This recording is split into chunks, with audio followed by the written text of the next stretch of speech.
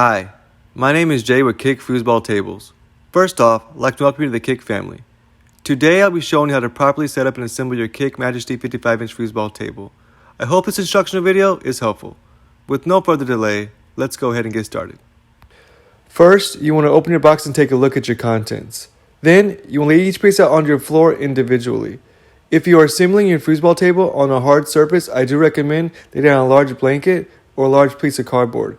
That way we don't damage our table during the assembly process. Next, you want to match each part to what's inside your instruction manual. Once you've matched each part to what's inside your instruction manual, if you notice any missing or damaged parts, please contact Kick customer support with pictures of the shipping label, the box itself, and the damaged part. Our contact information will be listed at the end of this video. For step 1, we'll be sliding our playing field P3 onto the groove on both side panels P1. Now you just want to make sure that the ball entry hole is faced downwards closer to the floor, and at the playing field that the graphics are also face down. Then you want to go ahead and place your playing field on top of the groove on the side panel.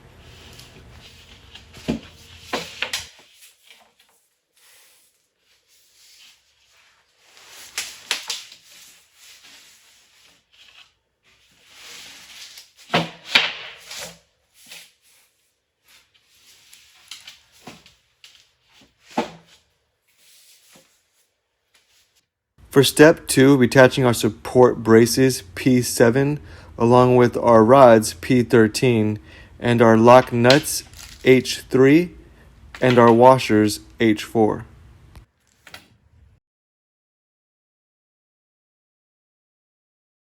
You want to actually make sure that your support braces are face down against the playing field instead of in the upright position, as you see me doing in the next video clip.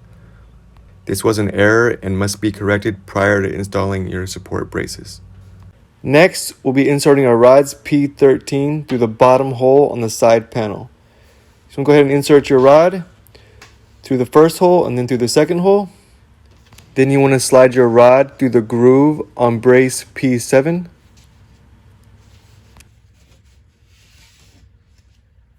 Next, you want to insert both washers H4 and both lock nuts H3 into both side panels.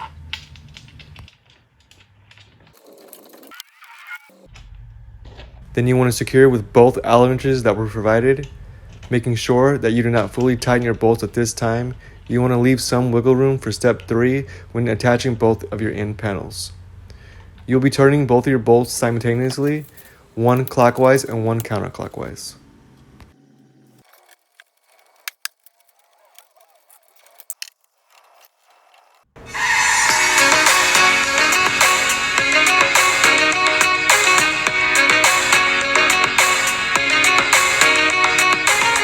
For step 3, we'll be attaching both of our end panels P2 to both side panels P1 using bolts H2 and washers H6.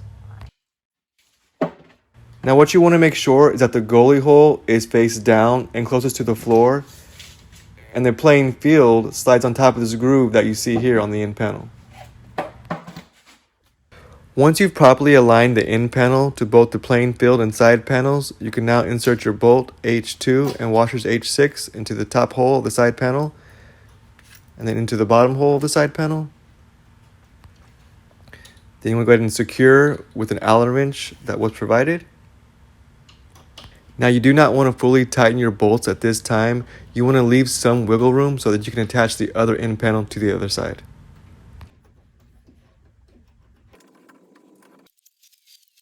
Once you've attached the other end panel, you can now fully tighten the bolts on both your end panels and your support braces.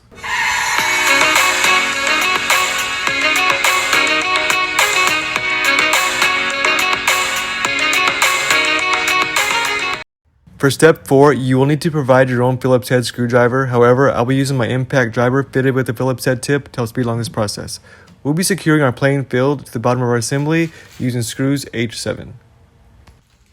You will notice that there are 16 pre-drilled holes around the perimeter of your playing field. You can go ahead and insert your screw into all of those holes. Then you want to secure.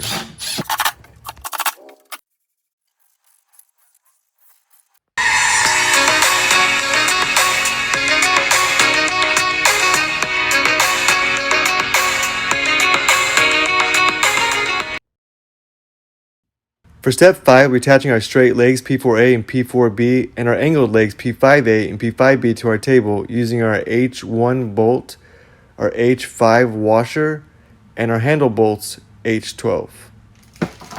To ensure that you are adding the correct angled leg to the correct side of the table, you just want to make sure that the chrome bolt pattern you see here faces inwards towards the other leg and the angle on the leg faces outwards towards the end panel.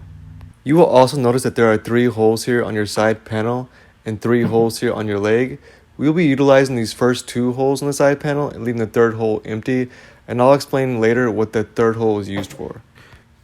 You want to go ahead and line up both the holes on your leg to both the holes on the side panel, leaving this 3rd hole empty for now. Then go ahead and insert your H12 handle nut and your H5 washer into the top hole.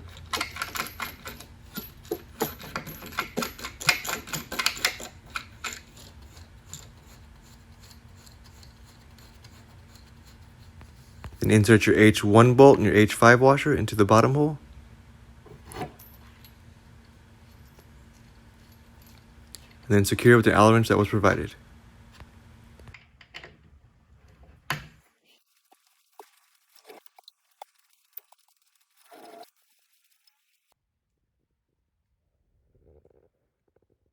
When attaching your straight leg, again, you want to make sure that the bolt pattern you see here faces inwards towards the other leg and that the angle on the leg faces outwards towards the end panel. Go ahead and line up both the holes on your leg to both the holes on the side panel and insert your H12 handle nut into the top hole. Then insert your H1 and H5 washer into the bottom hole. And then secure using the Allen wrench that was provided.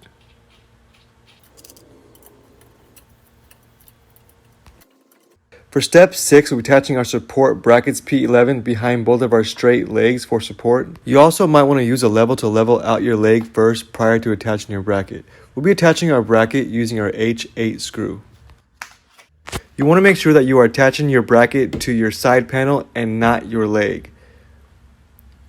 Then go ahead and insert your screw and secure. Now these holes are not pre-drilled, so you might need to apply some pressure when screwing in your screws.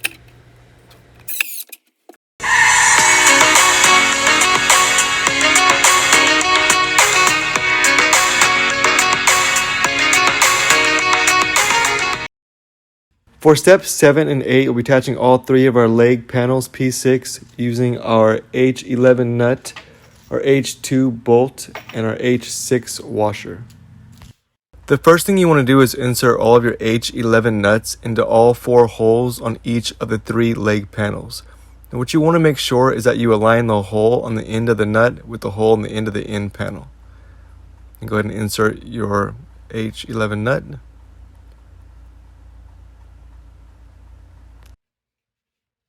Then go ahead and align your leg panel to both the holes on your leg.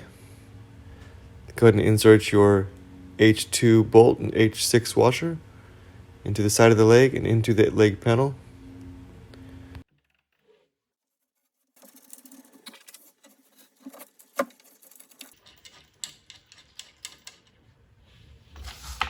Then you want to secure with the Allen wrench that was provided. Again, you do not want to fully tighten your bolts at this time. You want to leave some wiggle room so that you can install the other end panels.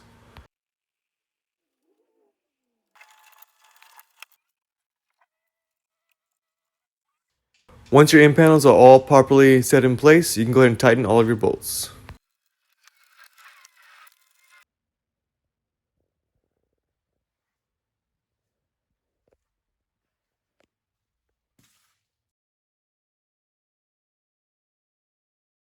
Next, we're inserting our plastic casters P14A and P14B to the end of our angled leg. Just go ahead and insert your plastic caster, and you should hear it snap into place. Next, we're attaching our leg levelers P15 to the bottom base of each leg. This part's pretty simple. You just want to go ahead and screw down your leg leveler all the way down to the bottom base of each leg.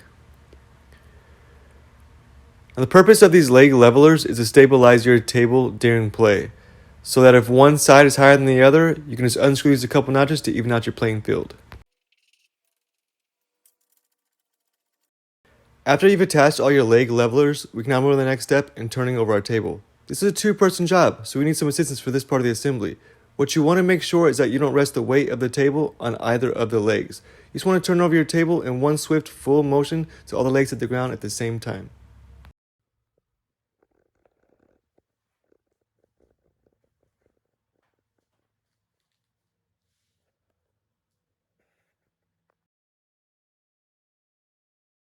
For step 9, we'll be attaching our ball entry cups P10A and our ball entry sockets P10B into our side panel using our H8 screw.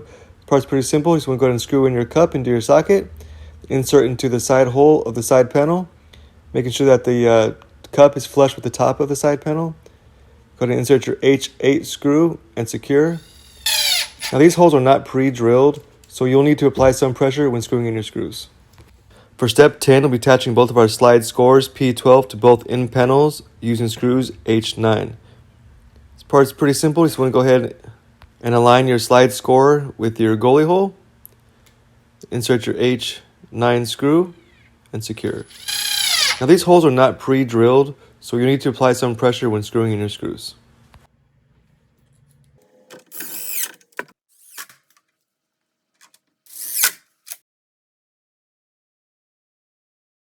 Before we move on to step 11 and attach each player to your player rods, I'm going to show you a short video that I've attached to this next clip that explains the differences between counterbalance men versus uniform men, and the difference between a one-man goalie and a three-man goalie setup. Counterbalance men versus uniform men. With your table, you would receive two different styles of foosball men. One set of uniform hard plastic men, and one set of ABS counterbalance men. The uniform men are men used mostly by beginners. If you keep the players on the rod in a horizontal position, they'll just fall back down into a vertical position. And if you free spin the rods, they'll continue on spinning. Whereas more experienced players prefer the counterbalance men. Counterbalance men mean that there's a weight in the head equal to the weight of the toe. So unlike the uniform men, they will not fall back down into a vertical position if left in a horizontal position or in any other position. They also won't keep on spinning like the uniform men. This lets the user control their foosball men to their liking or technique. Again, it's completely up to the player. One-man goalie versus a three-man goalie setup.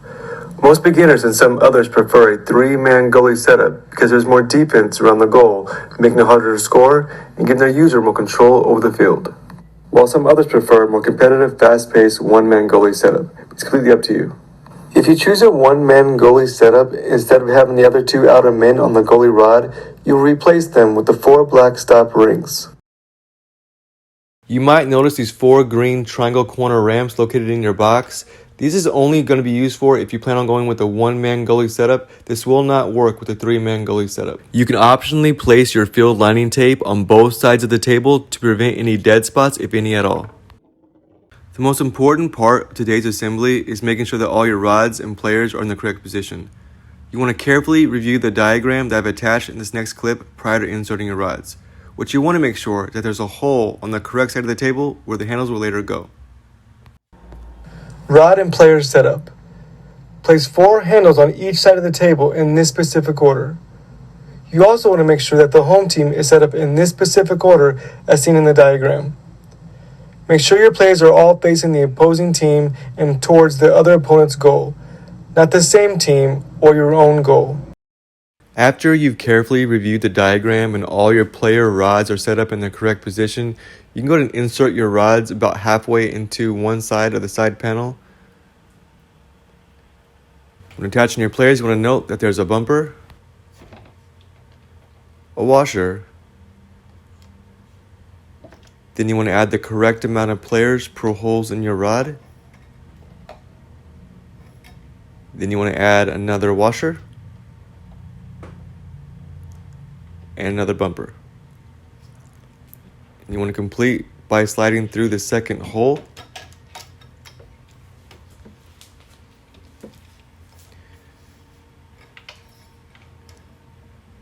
We'll be attaching our players using our C6 bolt and our C7 nut. This part's pretty simple. You just want to go ahead and align the hole on the chest of the player to the hole on the rod. Then go ahead and insert your C6 bolt into the chest of the player. hold in place, insert your C7 locking nut. You want to make sure that the little plastic piece is facing outward. Hold the nut in place and then secure.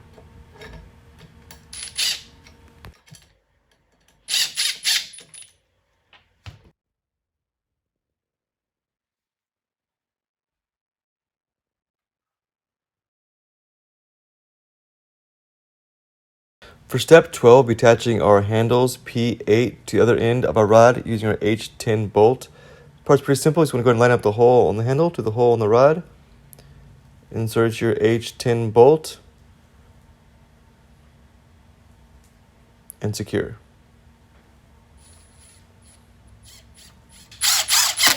One quick note, these handles are really high quality. Most other companies use a really cheap rubber slide-on handles. Also, these rods are semi-hollow, so they are durable enough to rough play, yet light enough to let the player have full control over the rod. If you need any rod lubricant, please contact Kick and we'll send you a free complimentary bottle. Next, you want to slide your rubber end caps P9 to the other end of the rod.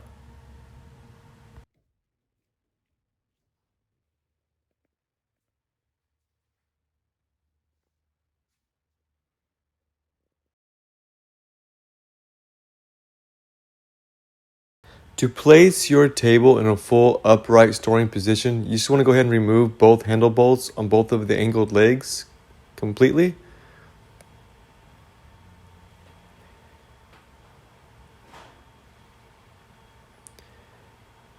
Then you want to gently lift the other end panel into a full upright vertical position. Then remove both the handle bolts on your straight leg.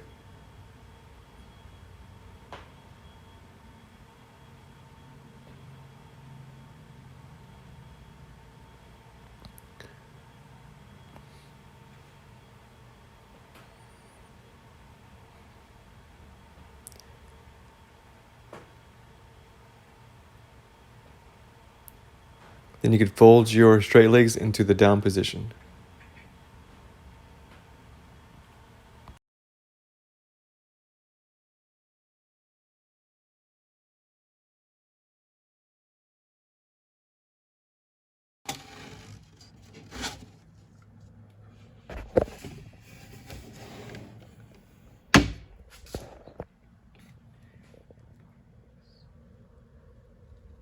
Congratulations!